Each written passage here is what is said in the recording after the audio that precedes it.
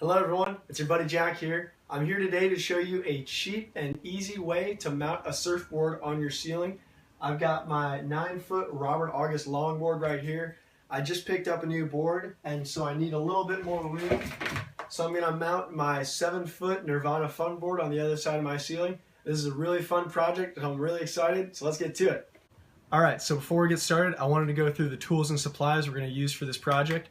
First things first, you always want to use a stud finder, and I use a pencil to mark it on the ceiling. Next thing, use drill. I've got a Phillips driver bit that I'm going to put in this for my screws. That brings me to my inch lathe screws. These are self-piercing screws, so I use these so I don't have to drill pilot holes into the ceiling. I use, with those screws, 1/4-inch washers, and I use these washers around the screws to give the paracord more surface area so it's got a tighter fit when I screw it up, and I'll show you how I do that soon. Then I've got paracord, 550 cord. I use this stuff for just about everything, including this project. This is strong, durable material that's perfect for what we're going to be doing.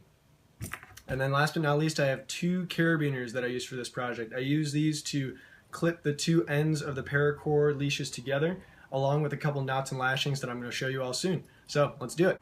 Alright, so the first thing we're going to do is we're going to mark the studs in the ceiling. I'm going to start by pushing the button on the stud finder and drag from right to left. Mark the stud when it beeps, and then do the same thing from left to right. Mark that stud. And we're going to do that on all 4 corners, okay?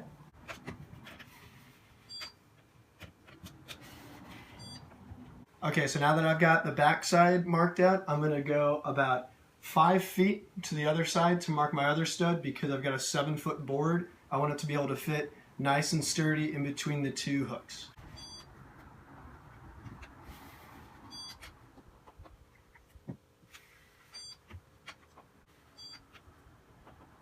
Okay, now we're going to measure out 4 strands of about 3 feet each of paracord.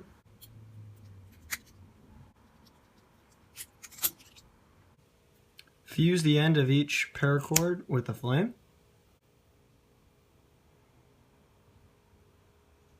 This will keep your paracord from fraying. I prepped the inch self-driving screws with another 1/4-inch washer. You want to do this 4 times. Okay, we're going to tie a square knot on one of our loops, and that's just an over-under knot. Super easy. We're going to do that twice. 2 just loops.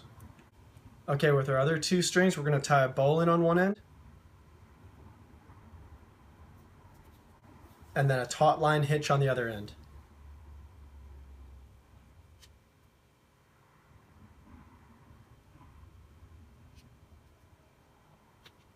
Okay, so just to review, I've got 2 with 2 bowlines on one end and a taut line hitch on the other end, and then my other 2 are 2 just straight loops with a square knot on each side. Okay, we're going to take our loop with our bowline and then take our 1-inch screw with our washer on the inside, and we're going to wrap it around, and this is how we're going to screw it up into the ceiling with the paracord wrapped around.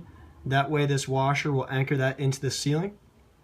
We're going to do that the same on the other cord that we have the bowline tied in, and then the other loop that we have the square knots tied in. But I just wanted to show you all up close how we'll drill these up into the ceiling.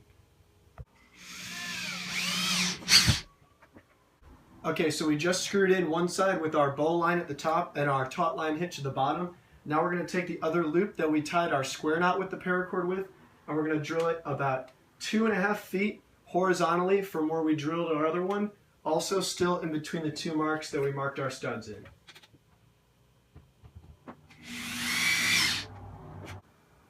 Okay, now we're going to do the exact same thing on the other side. Again, I'm going to start with the bowline around the screw with the washer and the taut line hitch on the bottom. I'm going to line it up in between the 2 marks that I made with the stud finder.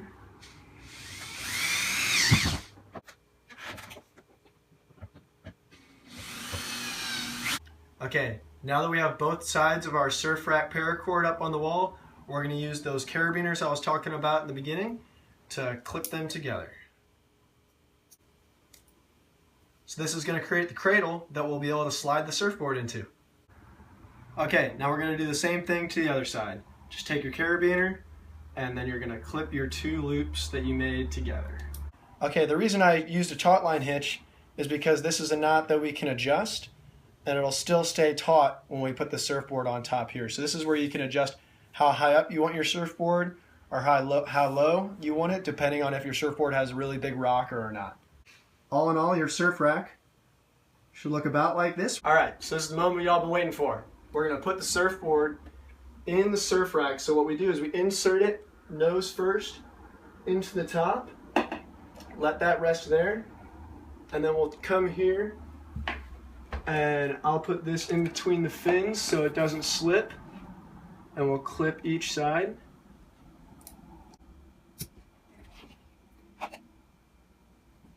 All right, so here, as you can see, we've got both sides up for the surf rack.